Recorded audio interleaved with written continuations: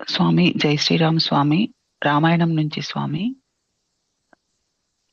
ఆ, శ్రీరాముడికి విశ్వామిత్రుడు బల అతి బల అనే మంత్రాలను ప్రసాదిస్తారు కదా స్వామి. వీటి వల్ల ఆ శ్రమ, జ్వరము, రూపవైకల్యము ఇవన్నీ ఏవి లేకుండా చేస్తాయి. దైవానుకూలతను ఇస్తాయి. ఆకలి దప్పులు ఉండవు. ఆ యశస్సునిస్తాయి. ఇవన్నీ వస్తున్నాయి కదా. అంటే ఈ బల అతి బల అనే విద్యలు దేనికి సంబంధించినవి స్వామి? ఇవి ఎట్లా పనిచేస్తాయి? బల అతి బిల రెండు విద్యలు కూడా జగత్ సంబంధమైన విద్యలు. ఉమ్, మొట్టమొదటి అది గుర్తుపెట్టుకోవాలి. ఉమ్, ఒకటి, ఈ రెండు కూడాను జాగృతిక స్పృహని స్పష్టంగా ఉంచడం, అంటే తమో గుణాన్ని లేకుండా చేసి వాస్తవ స్పృహను కలగజేస్తూ ఉండటాన్ని చేస్తాయి. ఈ వాస్తవ స్పృహలో ఉంటుంది, లోకానుభవము ఉంటుంది. ఇది బల అతి బిల విద్యలు రెండు యొక్క గొప్పతనం. ఇది ఎవరిలో తపస్సు అధికంగా ఉన్నదో, ఎవరిలో ధర్మశక్తి అధికంగా ఉన్నదో వారి యందు అవి అత్యంత శక్తివంతాలు అవుతాయి. అర్థమైందండి. ఇప్పుడు ఆత్మజ్ఞాన స్పృహ స్వామి. ఏదైతే ఉన్నదో, ఇప్పుడు మనం ఆత్మజ్ఞాన అభ్యాసం చేస్తూ ఉన్నాం కదా, ఉమ్, ఈ అభ్యాసమే అది. అట్లనే లోక అభ్యాసాలు కూడా ఉన్నాయి కదా. ఆ ఉమ్, అభ్యాసాల యొక్క కాలంలో ఈ స్పృహ గనుక కలిగి ఉన్నట్లయితే ఆ అభ్యాసాలు బలపడతాయి.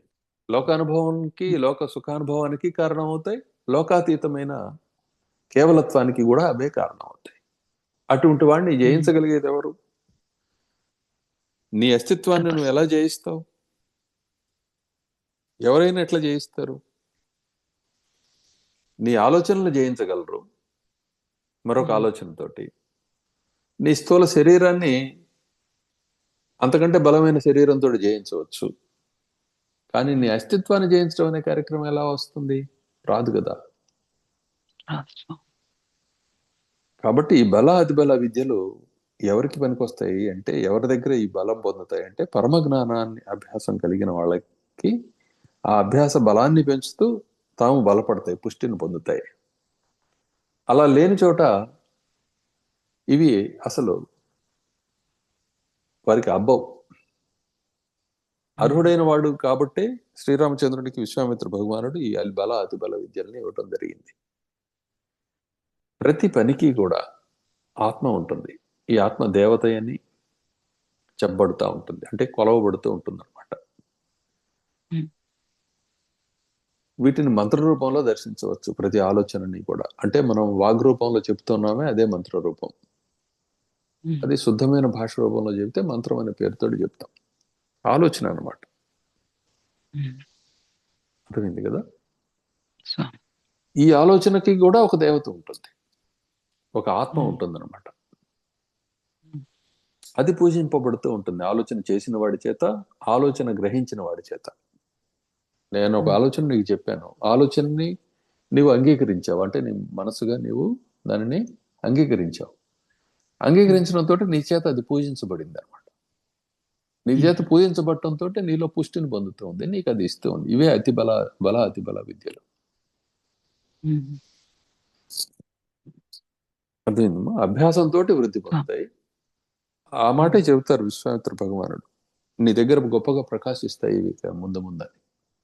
ఉమ్, అలానే నీలో ఉండే సుగుణాలని పెంచుతాయి ఇవి అని చెప్పారు. ఉమ్, నీకు ఇప్పటికే సుగుణాలు, అనంత కోటి సుగుణాలు ఉన్నాయి నీలో. ఉమ్, ఆ ఉమ్. సుగుణాలు ఈ విద్యా ప్రభావం వల్ల పెరుగుతాయి. ఉమ్. అర్థమైంది కదా. స్వామి. అంటే వాటితోటి అర్థమైంది స్వామి. వ్యవహరించడానికి వీలవుతుంది అనమాట ఆ దేవతలతోటి, ఈ మంత్ర ఉమ్, రూపంలో అభ్యాసం చేస్తున్నందువల్ల. ఇది ఎక్కడైనా సరే, ఈ యొక్క బలాది బల కాకుండా ఏదైనా సరే, గురువులు ఉపదేశించే ఆ ఉమ్, మంత్రబలం ప్రయోజనం ఏంటంటే, అవి ప్రత్యేకంగా ఉమ్, వర్తిస్తాయి. దేవతా రూపాలను, మూర్తులను ధరించి నీకు దర్శనం కూడా ఇస్తాయి చివరికి. ఉమ్. అర్థమైందా. ఇది ఎలా స్వామి. జరుగుతుంది ఏమిటి అంటే, ఇప్పుడు నువ్వు అనుకునే ఆలోచన ప్రకారమే నీకు జగత్తు కనబడడం అనేది, అనుభవానికి రావడం అనేది జరుగుతుంది క్రమక్రమంగా. ఉమ్, ఇప్పుడు జరుగుతున్నది అదే, ఇక ముందు కూడా దాని పరిణామంగా సంస్కారం చెంది అలా ఉత్తమమైన సుఖంగా, ఆత్మగా పరిణమిస్తుంది నీ ఆలోచన. ఉమ్. నీ ఆలోచనకి నీవే దేవత. నీవే ఆత్మవి. ఉమ్, ఉమ్, అది చివరికి తానే ఆత్మ అని చెప్పి సంగతి తాను తెలుసుకోవటం ఈ మనన రూపంలో వీటన్నిటిని చేసి ఇది జరుగుతూ ఉన్నదనమాట. ఇవే బల అతి బల గాని మరొకటి గాని మంత్రం గాని ఏదైనా సరే ఉమ్, నీ ఆలోచనే నీ జీవితం అయింది ప్రస్తుతం. నీ ఉమ్, అభ్యాసమే ముందు ముందు కేవల ఆత్మస్వరూపం అవుతూ ఉన్నది. ఉమ్, ఇది తత్వం. అంటే బల అతి బల అనే మాటలను బట్టి మీకు నేను మూల తత్వాన్ని చెప్తూ ఉన్నాను. ఉమ్, లోకం అవాస్తవం అయినప్పుడు, లేకపోతే లోకం అనేది ఆత్మకు అభిన్నము, ఆత్మ ఏకము అనిర్దేశమైనప్పుడు లోకంలో కనపడే నిర్దేశాలన్నీ కూడాను కేవలం ఆత్మానుభవాలే తప్ప అన్యం కాదు కదా. అవును స్వామి. కానీ అన్యం అని చెప్పి తోచడంతో ఇక్కడ బంధానుభవము, జనన మరణాలు, దేహావస్థలు అనుభవానికి వస్తూ ఉన్నాయి. ఉమ్, ఇప్పుడు ఆ కుందులాట్లో ఉన్నాం కాబట్టి ఉమ్, దాని నుంచి బయటపడవలసిన అవసరం కూడా ఇక్కడ కనిపిస్తూ ఉంది. అందుకే ఈ మాటలన్నీ మాట్లాడుకుంటున్నాం మనం. స్వామి. ఇదమ్మా. కాబట్టి ఏ విద్య అయినా సరే జగత్ సంబంధమై ఉంటుంది. జగదాతీతంగా విద్య అనే మాటకు అర్థం లేదు. ఉమ్, అది కేవల అనుభూతి మాత్రమే. అందుకే ఈ పూట మీకు అస్తిత్వం అని చాలాసార్లు చెప్పింది. ఏమిటి ఉమ్, సారం అంటే అస్తిత్వం, నువ్వు స్వామి. ఉండడం, నువ్వు తప్ప అన్యమైంది ఏం లేదు. అదే విషయం. ఇక్కడ విశ్వామిత్ర భగవాను రూపంలో గాని, శ్రీరామచంద్రుని రూపంలో గాని, ఆయా కార్యక్రమాల రూపంలో గాని, వింటూ చదువుతూ ఆలోచన చేస్తూ ఉన్న మనందరి రూపంలో గాని ఉన్నది ఒక వస్తువే. నీ స్వప్నంలో ఏ విధంగా అయితే అందరి రూపాల్లో ఉండేది నీ మనసు మాత్రం ఎట్లయితే ఉన్నదో, నీ ఆలోచనలో ఉన్న ఉమ్, నానా వస్తు జాతం అంతా కూడా నీ మనోరూపం మాత్రం ఎలా అయితే ఉన్నదో, నీ మనస్సు అని చెప్పే దగ్గర ఉమ్, మనస్సుకు నిర్దేశం ఉన్నది కానీ, మనసునందు నిర్దేశాలు స్ఫురిస్తాయి కానీ, నీవేమిటో చెప్పటానికి నీకు కూడా ఎలా అయితే చేత కాదో, ఏమని నిర్దేశిస్తావు నీ గురించి? ఉమ్, ఆ సందర్భంలో ఉపనిషత్తు ఇది కాదు, ఇది కాదు, ఇది కాదు ఉమ్, అని చెప్పి చెప్పుకుంటూ పోవటం తప్ప, ఎందువల్ల ఇది అన్నది నిర్దేశం. ఉమ్, నిర్దేశాన్ని నువ్వు ఇది నేను అన్నావంటే నువ్వు మళ్ళీ నిర్దేశితం అయిపోయావు కాబట్టి నీకు ఆ అనుభవం తప్పదు, సాంసారిక అనుభవం. కానీ నీ వాస్తవ దర్శనం చేసేటప్పుడు అన్నీ నేనే అనాలి, లేకపోతే ఇదే కాదు అని చెప్పుకుంటున్నా పోవాలి. ఇది తప్పితే మార్గం ఏముంది? ఉమ్, అంతా నేనేది కాదు. నేనేది కాదు అన్న దగ్గర మరి నువ్వేది అంటే నీ అస్తిత్వమే నువ్వు అని చెప్పాలి తప్పితే ఇంకేముంటుంది? ఉమ్, ఇది తత్వం. స్వామి. ఇలా బల అతి బల అని కానీ ఇంకో రూపంలో కానీ ఏ ప్రశ్న వేసినా సమాధానాలు ఇవే.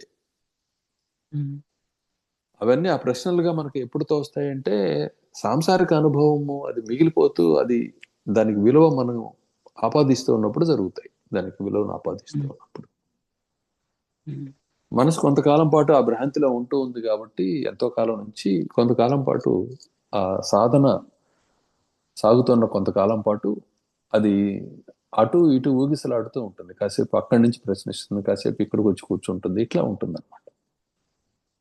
స్వామి. ఈ కారణం చేత నానా ప్రశ్నలు ఉదయిస్తూ ఉంటాయి మనసులో. ఉమ్, మొట్టమొదట ఈ లోకం సత్యం అనే భావన, ఈ లోకం వాస్తవంగా ఉంది, నేను నీవు ఇత్యాది మాటలు, ధర్మము అధర్మము, లాభము నష్టము, సుఖదుఖాలు, ఈ ద్వంద్వాలన్నీ కూడాను ఈ అభిప్రాయంలో విలువ కలిగినవి ఉమ్, ఎక్కడికక్కడ వర్తిస్తూ ఉన్న కారణం చేత నానా విధాలుగా ఇది సాగుతూ ఉంటుంది వ్యవహారం. ఎప్పుడైతే ఇదిగో ఈ స్పృహకి చేరుకుంటూ ఉందో మనస్సు, ఓ రెండో వస్తువు లేదు, ఇది కారణంగా కార్యంగా ఇదే వర్తిస్తున్నది, ఇది కేవల చిచ్చక్తి మాత్రమే, కేవల ప్రకృతి స్వరూపమైనది. ప్రకృతి అంటే మాటిమాటికి అభ్యాసం చేయటం వల్ల, మాటిమాటికి చేయటం వల్ల ఉత్పన్నమయ్యే స్థితియే ప్రకృతి. మూల ప్రకృతి అనేది అభ్యాసరహితమైన స్థితి. ఉమ్, అర్థమైంది? స్వామి. ఏ అర్థమైంది స్వామి. అభ్యాసము అవసరం లేని కర్మ అవసరం లేని స్థితిని మూల ప్రకృతి అంటాం. అయితే ఆ పదం కూడా దానికి ఈ స్థితి నుంచి మాట్లాడుకునేదే తప్ప అది కూడా అనిర్వచనీయమే.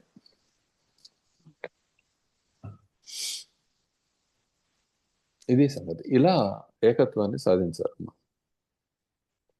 నీ ఏవేవైతే నీ మనసులో నిశ్చయాలు ఉన్నాయో, ఇది మంచి, ఇది చెడు, వీళ్ళు నా పిల్లలు, ఇంత నా భర్త, లేకపోతే నేను స్త్రీని, పురుషుణ్ణి, నపుంసకుణ్ణి, లేకపోతే మరొకటి ఇప్పుడు ఏవేవో చెప్పుకుంటున్నారు. అసలు ఏది నన్ను అనకూడదు అంటున్నారు. మీరు చెప్పేదే నిజం. ఇప్పుడు మీరు ఫీమేల్ అన్నా ఒప్పుకోవట్లేదు, మేల్ అన్నా ఒప్పుకోవట్లేదు, మీరు ఫీమేల్ మేల్ కాదు, యువర్ థర్డ్ జెండర్ అన్నా ఒప్పుకోవట్లేదు. అది ఒక చిత్రమైన భ్రాంతికి లోనైపోయినాయి మనస్సులో. ఆ కారణం చేత చిత్రంగా బిహేవ్ చేస్తున్నారు వీళ్ళంతా, ప్రవర్తిస్తూ ఉన్నాయి ఈ మనసులన్నీ కూడా. ఎప్పుడు తెలుసుకుంటే ఏమిటి అంటే ఇది శాశ్వతం కాదు, కాసేపే ఉంటుందనే మొట్టమొదటి విషయాన్ని ఎప్పుడైతే ఇది స్పృశిస్తారో దాన్ని, అక్కడి నుంచి ఆలోచన మొదలవుతుంది. మరి ఏమిటి, ముందేమిటి, వెనకేమిటి, తర్వాత ఏమిటి అనే ఆలోచన మొదలవుతుంది. అసలు నేనెవరు, ఈ శరీరమే నేనా? ఈ మాటలన్నీ పెద్దలు ఇప్పటి వరకు చేసుకుంటూ వచ్చినవి ఉన్నాయి కాబట్టి దారులు, ఆ దారుల్లో ప్రవేశించి తెలుసుకోవడం జరుగుతుంది. ఇది సంగతి. అప్పటి వరకు వీళ్ళంతా కొట్టుకునేది ఏంటి చెప్పమ్మా? వస్త్రధారణ ఇలా ఉండాలి, లేకపోతే నేను ఫలానా, నన్ను ఇలా అనకూడదు అని చెప్పి ఏడుస్తారు, గోల చేస్తారు, ఒకళ్ళ మీద ఒకళ్ళు పడతారు, గందరగోళం. ఇదంతా ఏమిటి? సముద్రంలో అలలు లాంటివి ఇవి. వాటికి అర్థం పర్థం లేకుండా ఎలా అయితే కొట్టుకుంటూ ఉంటాయో ఇది అంతే. కానీ వాటిలో ఒక వైనం ఉన్నట్లుగా ఎట్లయితే తోస్తూ ఉంటుందో చూచేవాడికి, ఇవి కూడా వీటికి ఒక రీజన్ ఉందండి, ఒక పద్ధతి ఉందండి, కారణం ఉందండి, లేకపోతే ఎందుకు ఇలా వస్తుంది అని చెప్పి అనిపిస్తూ ఉంటుంది. ఏమీ లేదు. క్లియరా? క్లియర్ స్వామి. జై శ్రీరామ్ స్వామి.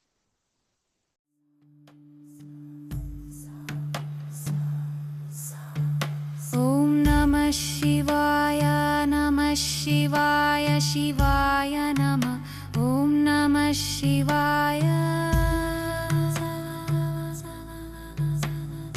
నమో నమో నమో సదా శివాయ. నమో నమో నమో సాంబ శివాయ. ఓం నమః శివాయ, నమః శివాయ, శివాయ నమః. ఓం నమః శివాయ. నమో నమో నమో సదా శివాయ. నమో నమో నమో సాంబ శివాయ.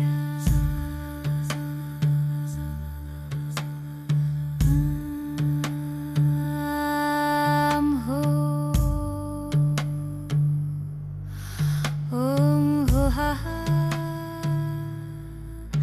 ఓం సువః. ఓం త్రయంబకం యజామహే సుగంధిం పుష్టివర్ధనం. ఉర్వారుకామివ బంధనాన్ మృత్యోర్ముక్షీయమామృతా. ఓం నమః శివాయ, నమః శివాయ, శివాయ నమః. ఓం నమః శివాయ. నమో నమో నమో సదా శివాయ.